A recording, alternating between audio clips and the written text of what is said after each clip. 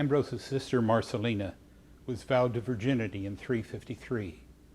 Her commitment to virginity inspired her brother, so it is not surprising that his earliest writings are to inspire others to take vows. His primary model is Mary, the mother of Jesus. He is an early source for the Church's devotion to the Blessed Mother. Here, he reimagines her early life.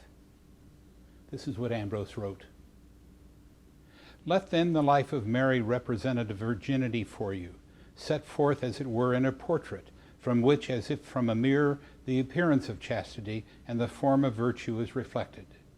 From this you may take your pattern of life, showing, as an example, the clear rules of virtue, what you have to correct, what to flee from, and what to hold fast.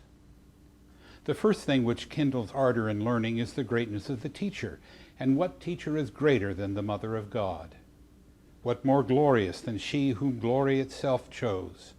What more chaste than she who bore a body without contact with another body? For why should I speak of her other virtues? She was a virgin not only in body but also in mind, who stained the sincerity of its disposition by no guile, who was humble in heart, grave in speech, prudent in mind, sparing of words, studious in reading, resting her hope not on uncertain riches, but on the prayer of the poor, intent on work, modest in discourse, wont to seek not man but God as the judge of her thoughts, to injure no one, to have good will towards all, to rise up before her elders, not to envy her equals, to avoid boastfulness, to follow reason, to love virtue. When did she offend her parents even by a look?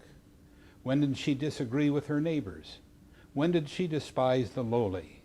When did she avoid the needy? She would only go to such gatherings of men as mercy would not blush at, nor modesty pass by. There was nothing gloomy in her eyes, nothing forward in her words, nothing unseemly in her acts.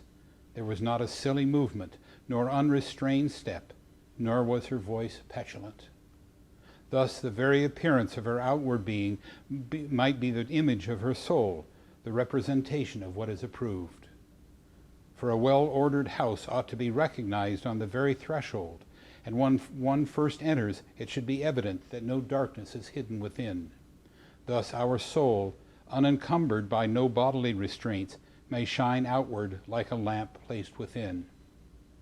Why should I detail her sparing use of food or the abundance of her labors? The one abounding beyond nature, the other almost insufficient for nature. And there were no seasons of slackness, but days of fasting, one upon the other. And wherever she chose to eat, her food was generally what came to hand, which would keep her alive, but not cater to pleasure. Sleeping was a necessity rather than a desire, and yet when her body was sleeping, her soul was awake. Often in sleep she either went over what she had been reading, or continued what had been interrupted by sleep, or made plans, or arranged what had to be done. She was unaccustomed to go from home except when she went to church, and that she did with her parents or kinsfolk.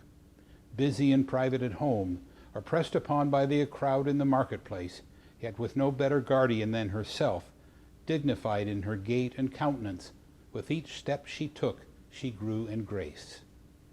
But though the Virgin had other persons who were protectors of her body, she herself must look out for her own behavior.